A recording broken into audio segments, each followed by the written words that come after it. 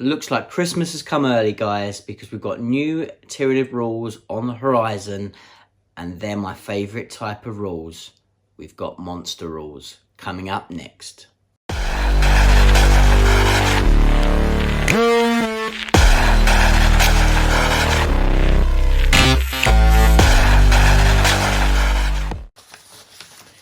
Hi guys, Ace back with another video for you for Twisted Dice, and I'm back with some more Tyranid content. We've had some exciting news out, and I wanted to get this video out for you as soon as possible so I could kind of share my reaction to what's sort of come through on the Facebook pages today, and I'm just super excited to share my thoughts with you. But before we get started on this video, if you could just take a second to hit that subscribe button, it'd really help us out, give us a Christmas present. We don't want any money, anything like that. Just if you could hit that big subscribe button, give us a thumbs up, and comment on the video, let us know what you think. That just helps us out absolutely tons. And I want to wish all you guys a happy Christmas. Hopefully you have a great one as well. But anyway, let's jump into this video. So what I want to talk about is what came up late last night. Was we have seen the images from the up-and-coming White Dwarf that is coming out really soon. And what this is going to give us is a new section of the Warzone Octavius, and is going to give us some more Tyranid rules.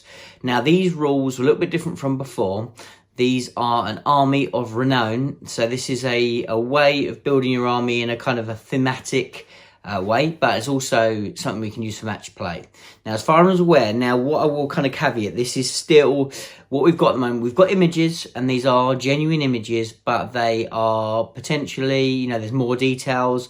So everything that I say, you can take with a slight pinch of salt, even though we know pretty much this is what we are going to see coming out very soon, and I'm sure over the next few days even more of this stuff will be cemented. But we've got what will be an army of renown that we'll be able to use in competitive match play, and it's going to allow us to build our army in a different way. And what I'm going to run through with you today is the rules that we've currently got, because they're super exciting, and I think they're going to give us a lot of play in a slightly different way than we're playing at the moment, because obviously at the moment it's all hive guard, bodies, that's kind of how we're playing. This is going to give us a bit of a different kind of swing. So this is what it's going to be, is a Crusher Stampede army of renown. And the whole idea of this is so it's allowing us to take more monsters. And the restrictions of this army will be, you won't be able to take any swarm, so you won't be able to take any rippers or flying rippers. They're not allowed. You also can't take anything with a wound characteristic of 1. So no termagants, no hormagaunts, no gargoyles. Anything with just 1 wound we can't take. Can't take spore mines. Anything with more than 1 wound is fine. But for every unit that doesn't have the monster keyword, you need 1 monster to offset it. So if you're going to take a couple of units, warriors, you need a couple of monsters to go with it. So that's kind of what they get. What also happens is you lose your hive fleet adaptation. So you don't lose your hive fleet keyword as such. They are still they still need a hive fleet.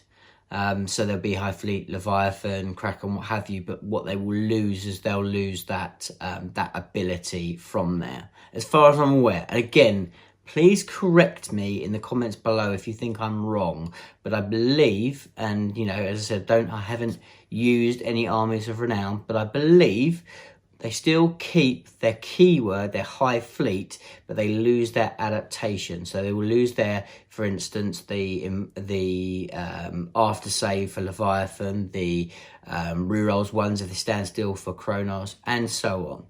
But they still have that keyword. So I believe they can still use stratagems that are locked to adaptation, not adaptation, to hive fleets, I believe. But again, correct me if I'm wrong, and actually will be quite a big deal potentially for our Leviathan stuff. If we lose all of that Leviathan kind of goodness, then that's an interesting take. But I believe we keep that. just lose that core ability. So what they gain is they gain the Crusher Stampede keyword, and then non-monsters, so anything that hasn't got the monster keyword, gets an ability called Shielded by the Hive Mind. They get access to some new Warlord traits, stratagems, and psychic powers, which is all really, really cool. So to run through those core abilities that they're basically sacrificing that adaptation for, is they get the Shielded by the Hive Mind, gives the non-monster bugs, so i.e. your warriors, hive guard, raveners, anything that has multiple wounds that isn't a monster, they get a 5+ invulnerable save, which is really good in itself, just to give things like warriors a 5+ invuln and units of hive guard 5+ invuln. That's really strong, so that's great in itself.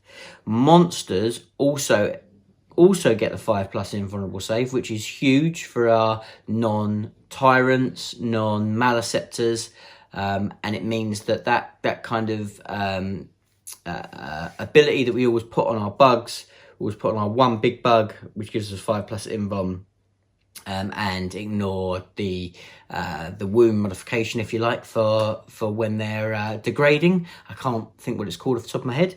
I'm sure I'll put it down in the comments below. We don't need to use that so much because all of our monsters will have a 5+ invulnerable save, but also they get -1 damage, which is huge. So basically all the monsters get the Dreadnought rule, which is crazy strong. Like, that is, I cannot tell you how massive that is. That really means that a lot of our big bugs just really, you need serious weaponry to take them down now with -1 damage, and 2 damage it just makes them all Death Guard, which is just crazy. But then lastly, and definitely not least, it also means that for the amount of wounds that those monsters have, that also counts for how many models they have on an objective. Now, it doesn't give an objective secure, but it does mean that they can have quite a lot of presence on those objectives, which is cool. And I think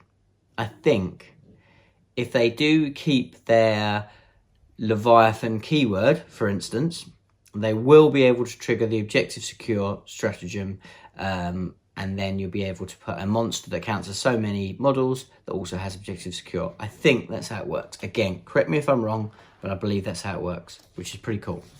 Okay, so that is the main, and that in itself is a massive. That straight away gives us the opportunity to play with monsters and have a lot of fun with it, because the -1 damage and the 5+ invulnerable save straight away makes monsters a viable option, which is cool. So the Warlord traits, and the Warlord traits are pretty good. So what we've got is Raging Influence, which is a 6-inch aura of exploding 6s. That's pretty cool. That is pretty cool. That is combat. Then we have Savage Intimidation, which is a 3-inch aura. And so this means that any enemy units that are within 3 inches of your Warlord get -1 to hit and get -1 combat attrition. That's okay. It's not massively, generally, you can't put it on a Swarm Lord. I mean, you put it on a Tyrant, maybe. It's okay. It's okay. You can maybe stack that with a Tyrant with a -1 to wound. Again, if you can take the Leviathan Relic, I don't see why you couldn't. And then that'd be cool. Then you have Rampaging Beast. And this is a once per game. This is not so good. Basically, the Warlord gets an extra D3 attacks, but it's once per game, which is not super strong. Then you've got the Psychic Powers. The Psychic Powers are all Warp Charge 6. They all have a range of 18, and they can all only target a model. So you can't target units, it's models. So you've got Synaptic Barrier, which is a 4+ invulnerable save.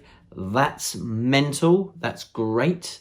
Like, for any of the other monsters to give them a 4+ invulnerable save makes them so much more survivable. I'm looking at you, Tyranid Rules. I'm looking at you, Harridans. I'm looking at you, Dharmacarons. Like, insane. So good. 4+ invuln just means they can shrug so much more damage, be much more of a nuisance. That power is hugely powerful. Really strong.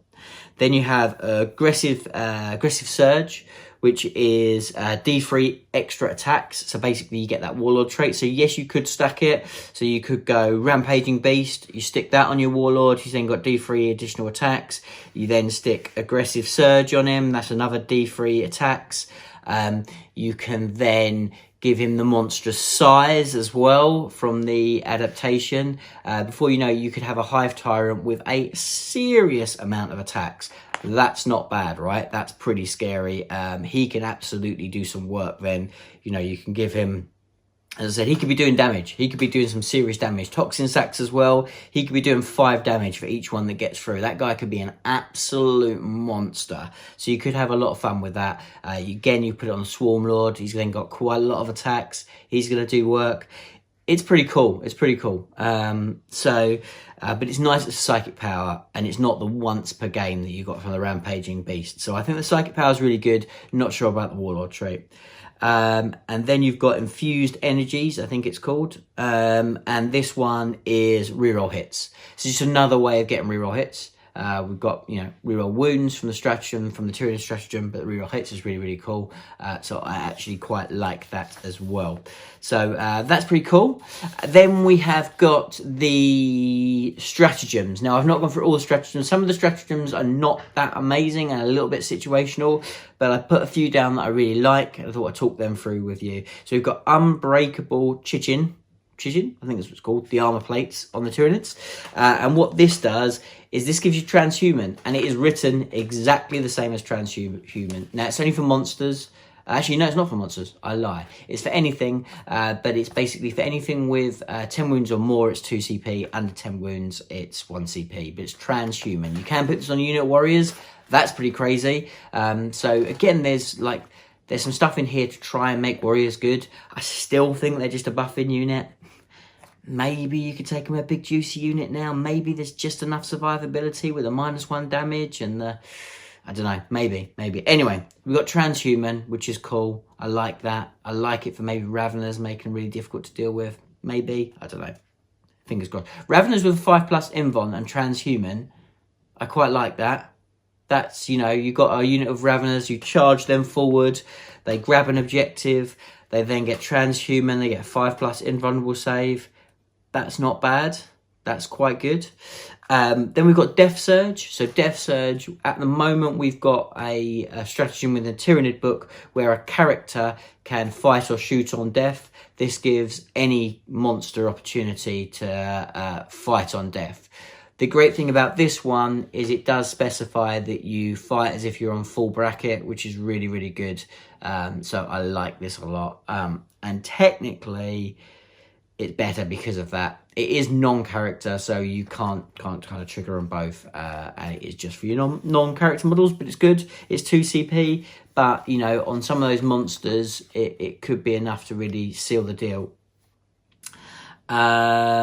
And then we've got one, I think it's called Breaking Through, this one. This one I really, really like. This one is amazing on your Scythe Turagil, or your Barb Turagil even, or even your Demacaron again. Anything with a lot of wounds, this is immense. Basically, you charge in. If you make your charge, you roll the amount of dice that you've got wounds, and then for a 3+ for a big monster with a high strength. Basically, if you've got strength that's higher than your opponent's, you roll it on a 3+. If you've got lower, it's like a 5+ or 4+ the same. But more or less, most of the time you're going to be stronger than your opponent's toughness because you're a big monster with quite good strength on the whole. And for every 3+, you cause a mortal wound up to a maximum of 6. Basically, if a Barbed or a Scythe Turagil goes in early game, you're almost guaranteed you're going to get 6 mortal wounds before you even attack, which is absolutely mind-blowingly insane. I mean, a Scythe Turagil with the Swarm Lord giving him a mega push up the board with a first turn charge is absolutely going to obliterate stuff. Absolutely murder stuff. You put the additional attacks on him as well. Like, same with the Demacaron, you know, you're going to have a lot of fun. I love that. So that's really, really cool. And then there are 2 stratagems that we won't cover in too much detail. But there's one that gives your warriors basically a +1 ballistic skill, +1 weapon skill. That's pretty cool.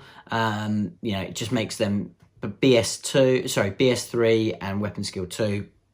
That's really, really strong. So again, you know, again, it's making the argument for warriors. Are they good enough? Not sure. And then the last one again is a warrior stratagem, and this means that warriors can then shoot in combat.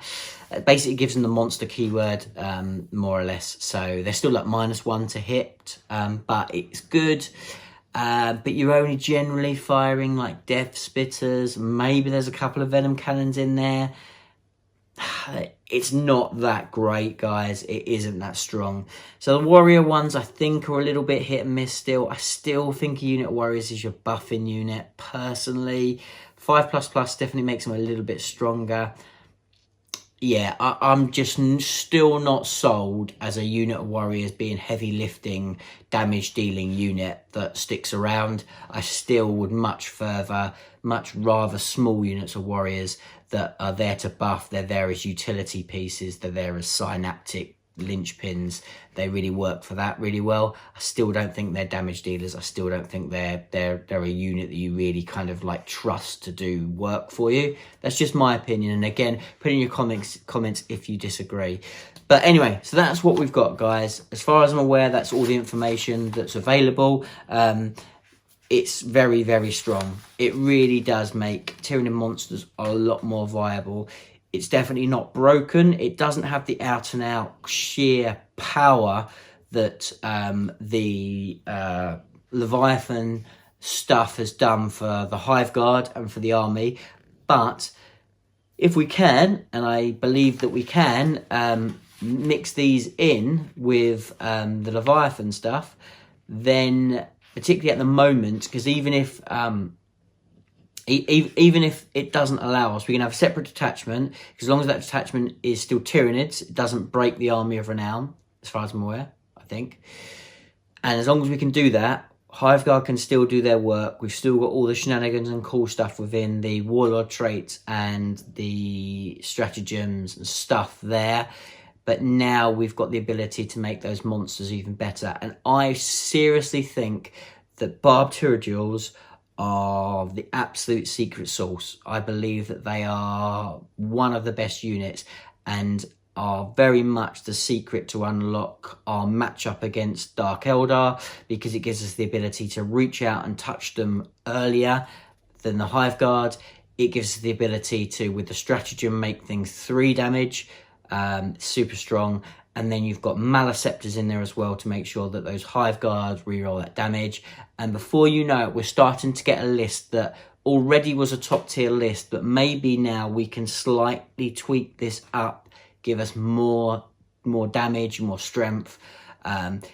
It's doing what I want it to do, which is meaning for people to stop falling into the trap of taking Gene Stealers, because you can't.